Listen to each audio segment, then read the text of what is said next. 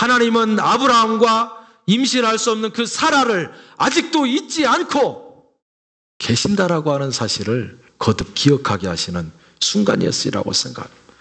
얼마나 위로가 되고 얼마나 안도가 되고, 맞아, 하나님께서는 나를 잊지 아니하시고 나에게 약속한 그 사실을 분명히 지금까지 스텝 바이 스텝으로 지켜나가고 계셨구나 라고 하는 사실 때문에 다시 감격하고 기뻐하고 자기의 영적 상태와 자기의 삶의 모든 모습들을 재정비하는 귀한 시간이 되었으리라고 생각을 합니다. 여러분, 여러분의 개인과 여러분의 가정과 또는 여러분의 자녀와 때로는 여러분의 사업과 공부와 이 모든 것들 가운데 하나님께서 여러분에게 축복하시고 또 그 일을 통해서 잘 견디고 하나님을 믿고 끝까지 신뢰하게 되었을 때 하나님께서 주시겠다고 하는 약속이 여러분 각자에 다 있으리라고 생각을 합니다. 그러나 하나님께서는 예나 지금이나 그 약속을 내가 받겠다고 출발하는 순간 그 다음 날 그것을 주신 예가 없다라고 하는 사실을 우리는 알아야 됩니다. 그것이 우리의 영적인 유산이고 우리가 갖고 있는 굉장한 삶에서 승리할 수 있는, 삶에 지치지 아니할 수 있는 우리의 원동력이 될 수 있습니다. 아브라함에게 멜기세덱이 나타나서 그를 격려하고 지치지 아니하도록 그에게 힘을 불어 넣어줬던 것들은 지쳐가는 우리의 영혼 속에, 우리의 인생 속에 금방이라도 포기하고 싶은 우리의 어려운 상황 가운데서 하나님께서는 저와 여러분에게 또 다른 누군가를 보내서 또 다른 말씀을 통해서 또 다른 기도를 통해서 또 다른 우리의 형제 자매를 통해서 저와 여러분을 격려하시는 것을 믿습니다. 여러분의 귀를 여시고 그를 들어보십시오. 하나님의 높으신 제사장이 나타나서 이게요, 멜기세덱이라고 하는 사람은 참 특이합니다. 이게 나중에 신약 성경에서 이 사람을 평가하기를 이 사람은 온 데도 없고 이 사람은 간 데도 없고 도대체 족보도 없고 아무것도 없어서 예수 그리스도와 비슷한 존재다 이렇게 평가합니다.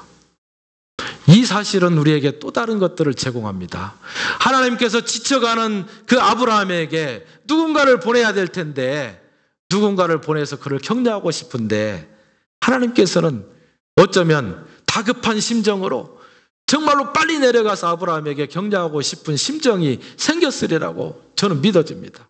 물론 인간적인 판단인지는 몰라도 믿어집니다. 그러니까 도대체 어디서 왔는지도 모르고 어디로 가는지도 모르는, 바람과 함께 나타났다가 바람과 함께 사라져버리는 그 특이한 영적 존재인 멜기세덱을 통해서 아브라함을 격려하지 않습니까? 저는 이 부분을 우리의 삶에 굉장히 적용할 수 있어야 되고 생각합니다. 저와 여러분들은 인간의 육체를 입고 있고 인간의 눈을 통해서 세상을 바라봅니다. 그래서 저와 여러분은 위로받기를 원할 때 누가 보여지는 것으로 나를 돕지 않을까, 보여지는 상황이 바뀌어지게 해서 내가 확신을 갖도록 하나님께서 하지 않을까, 우리의 보이는 것에 초점을 맞춥니다. 그러나 하나님께서는 우리에게 말씀하실 때에 보여지는 것으로 나타날 수도 있지만 그러나 그 보여지는 그 모습은 사실은 지극히 높으신 하나님의 제사장의 모습으로 우리에게 나올 수가 있습니다. 다른 말로 해볼까요?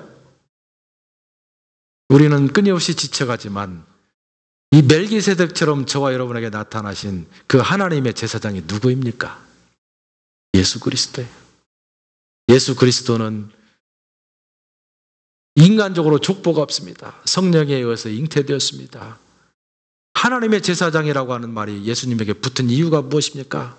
세상에서 1년 동안 지은 모든 죄를 대신해서 제사를 드리는 제사장이 있었습니다. 그것은 사람들의 제사장이었습니다.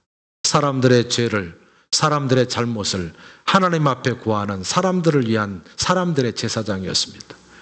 그러나 예수 그리스도가 세상에 오시면서 사람들의 제사장이보다는 하나님의 어린 양으로, 하나님의 제사장으로 우리 가운데 오셔서 우리를 대신해서 영원한 제사를 드리심으로 말미암아 저와 여러분을 위로하기 시작했다는 말입니다.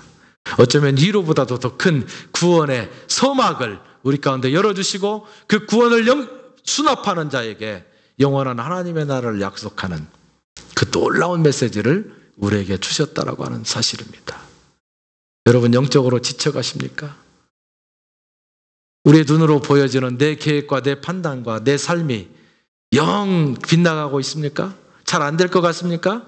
망할 것 같습니까? 여러분 예수 그리스도를 바라보십시오.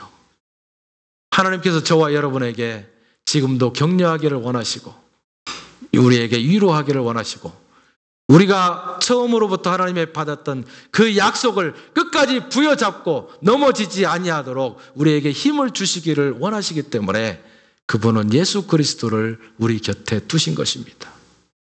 그리고 그 예수 그리스도가 하신 말씀을 끊임없이 성경 말씀을 통해서 우리 가운데 파업시키시고 우리가 이정할 만하면 우리가 힘들 만하면 우리에게 위로와 용기로 말씀해 주신다라고 하는 사실입니다. 이스라엘 백성들은요, 결국 아브라함은요 수많은 실패를 경험했습니다. 실패하고 돌아오고 실패하고 돌아오고 결국 어떻게 됐습니까? 그 격려를 다시 받고 실패하고 격려를 받고 돌아오고 그러면서 마지막에 결국 이제 이삭을 낳게 됩니다. 문제는요 몇 년 만에 이삭을 낳느냐가 중요한 것이 아니라 이삭을 낳느냐 못 낳느냐가 문제 아니겠습니까? 예. 하나님께서는 이삭을 주신다고 하셨지 이삭을 1년 이내에 주겠다, 2년 이내에 주겠다라고 하는 구체적인 얘기를 하신 적이 없습니다. 그러나 사람들은 항상 착각합니다. 하나님이 약속하셨으면 오늘 주겠지, 예? 올해 주겠지 이렇게 생각을 합니다. 그것은 우리 인간의 욕심입니다. 빨리 보고자 하는 내 급한 성격입니다. 내 생각입니다.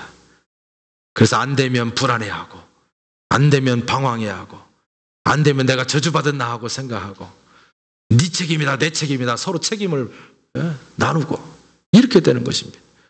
그러나 하나님께서는 그런 모든 상황들이 우리에게 필요하기 때문에 주는 것입니다. 왜 그렇습니까? 우리가 이런 상황 가운데 하나님을 신뢰하는 방법을 택한다면 우리는 그 부분에 강해지게 되는 것입니다. 우리가 이런 부분에 속해 있을 때 이 부분에 속에서 그 어려움 속에서 하나님을 신뢰하는 방법을 선택한다면 우리는 그 부분에 있어서 성장하고 자라날 수 있기 때문입니다.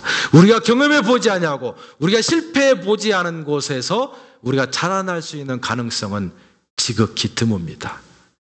그것은 우리가 세상 가운데 땅바닥에 우리의 발을 딛고 살아가고 있는 그런 존재로 세상을 살아가기 때문에 그렇습니다. 여러분 어떻습니까? 네.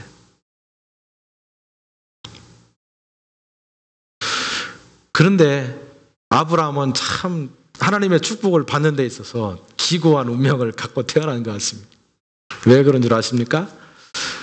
제가 처음에 이 이야기를 시작할 때 아브라함의 이야기는 처음부터 네가 나를 믿을 수 있느냐라고 하는 질문으로 시작해서 네가 나를 끝까지 믿겠느냐라고 하는 질문으로 마친다고 했습니다.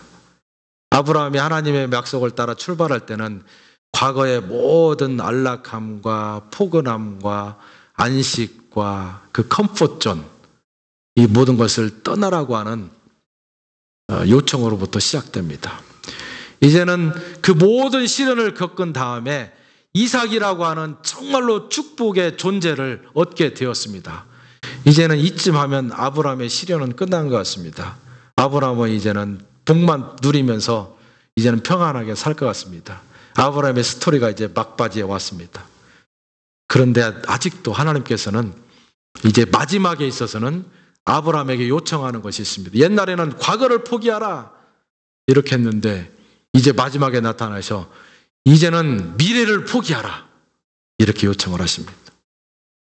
뭐라고 요청했습니까? 내가 사랑하는 내 독자 이삭, 내가 복으로 받았다고 확신하고 있는 그 마지막 부여잡은 그 이삭, 복의 근원을 포기해라. 그리고 그를 번제로 나에게 드려라. 이렇게 요청을 했습니다. 여러분 어떻습니까? 네. 참 보질지 않습니까? 하나님도. 네. 한번 뒤집어 보겠습니다. 여러분에게 자녀가 있습니다. 하나님께서 자녀를 포기하고 나를 바라보라고 합니다. 나에게 사명이 있습니다. 나는 그 사명을 통해서 하나님을 영화롭게 하겠다고 나아가고 있는데 하나님께서는 순간 그걸 포기하고 나를 믿으라고 이야기를 합니다. 때로는 내 재물을 포기하고 나를 따르라고 이야기합니다. 비즈니스 하는 사람들은 하나님 눈 딱 감으면 내가 매덕을 얻을 수 있습니다. 하나님은 눈 딱 감지 말고 눈을 반짝 뜨고 나를 바라보고 매덕을 버려라. 이렇게 얘기할 때도 있습니다. 네. 내가 지금 평안하다고 느껴지는 그 모든 환경들을 다시 버려라. 네가 마지막으로 믿고 있는, 마지막으로 부여잡고 있는, 놓을 수 없는 그 마지막 희망을 놓아버려라. 그리고 나를 믿어라. 이렇게 요청하십니다. 저에게도 하나님께서 그러한 부분들을 요청할 때가 많이 있다고 생각합니다. 우리 열린교회에도 그런 요청을 하고 계신다고 저는 믿습니다. 우리가 어떻게 반응해야 되겠습니까? 네. 그런데 창세기 22장을 쭉 읽다 보면 하나님께서는 아브라함에게 요청한 그 이삭을 바치라고 하는 것을 아브라함이 순종함으로 두말하지 아니하고 그 이삭을 데리고 모리아산으로 가서 그 이삭을 제물 단 위에 올려놓고 그냥 칼을 내리치려고 하는 순간까지 하나님을 신뢰하고 그 모든 것들을 포기하고 하나님을 믿겠다고 하는 장면을 우리가 읽게 됩니다. 근데 그 중요한 순간에 하나님께서는 그 옆에 양 한 마리를 지나가는 덤불에 딱 걸리게 하셔서 거기서 울게 했습니다. 그리고 이 칼을 막 내리치려고 하는 그 아브라함의 손을 붙잡으시면서 내리치지 마라. 그리고 그 양을 다시 잡아서 대신 제물로 드리라고 그렇게 말씀하는 장면을 보게 됩니다. 중요한 것은요, 20장 12절 말씀을 보면 하나님께서 이렇게 아브라함에게 이야기를 합니다. 내가 이제야 내가 하나님을 경외하는 것을 알았노라. 네. 이것이 아브라함이 그렇게 평생토록 하나님으로부터 시험을 받고 어려움 가운데 처했던 이유입니다. 네, 그 이유예요. 하나님께서는 아브라함을 시험하기를 원하셨고 그를 연단하기를 원하셨고 그를 하나님의 복을 받을 만한 충분한 준비된 사람으로 그를 만들어 가기를 원하셨다라고 하는 사실입니다. 내가 이제야 내가 하나님을 경외하는 줄을 알았노라. 네. 이 사건을 통해서 아브라함은 하나님을 체험적으로 경험했습니다. 그래서 하나님의 이름을 뭐라고 했습니까? 여호와 이레, 준비하시는 하나님이다. 이렇게 표현을 했습니다. 성경에 보면 여호와 이름이 라파, 그 다음에 샬롬, 뭐 다양한 종류의 이름이 등장합니다. 그것은요, 사람이 하나님을 경험하게 될 때에 어떠한 상황 가운데서 어떠한 모습으로 나타나시는 하나님을 경험했느냐에 따라서 붙여지는 이름입니다. 만약에 하나님께서 준비하시는 그 하나님을 경험하지 못했다면 아브라함은 하나님이 준비하시는 분이라고 하는 사실을 알지 못했을 수도 있습니다. 여러분의 상황 가운데 한번 적용해 보실 수 있기를 바랍니다. 내가 너무 힘듭니다. 경제적으로 너무 쪼들려갑니다. 너무 어렵습니다. 그러나 그 상황 가운데서도 끊임없이 불평하지 아니하고 살아갔더니 하나님께서 나에게 중요한 것들을 공급해 주셨습니다. 그러면 하나님께서는 나에게 있어서는 공급하시는 하나님, 내가 그렇게 경험하게 되는 것입니다. 너무 힘듭니다. 내 인생을 포기하고 싶습니다. 그런 가운데서 하나님을 신뢰했더니 하나님이 나를 버리지 않았습니다.